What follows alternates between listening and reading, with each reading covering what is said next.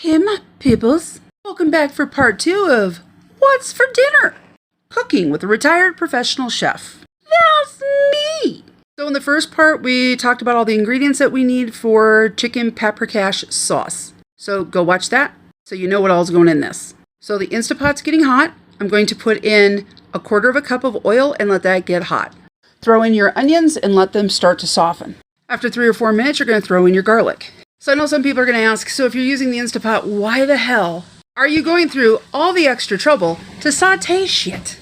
Flavor development.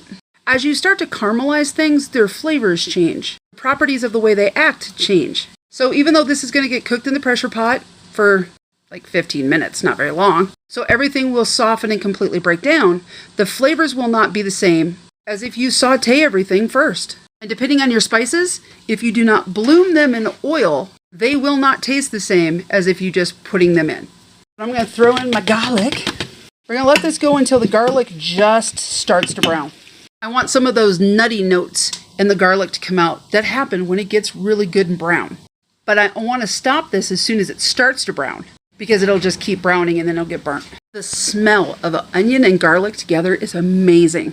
So once the garlic looks like it's just starting to get brown around the edges, add in all your peppers, and that garlic will continue to brown. This smells heavenly. Now that the peppers are super fragrant, add in your spices once the peppers are fragrant. I don't know if that last part caught. And stir. Let this cook for about 3 minutes. Add your can of tomatoes. Stir well. Give it a little taste for seasoning. It's going to change as it cooks. So if it seems like it's not salty enough, hold on till the end. Now I added about 1/2 tablespoon more of the smoked paprika. Taste your food and season it according to your taste. Now salt actually breaks down and becomes more prominent as it cooks, especially in an Instapot. So be very careful because you can over salt very easily. So I've now put it in my pressure cooker for 20 minutes on the meat setting so it'll be high. I want you to be aware that you need the yogurt or the sour cream, but you only put that in right before you serve the dish. So we're not going to use that today because we're only making the sauce.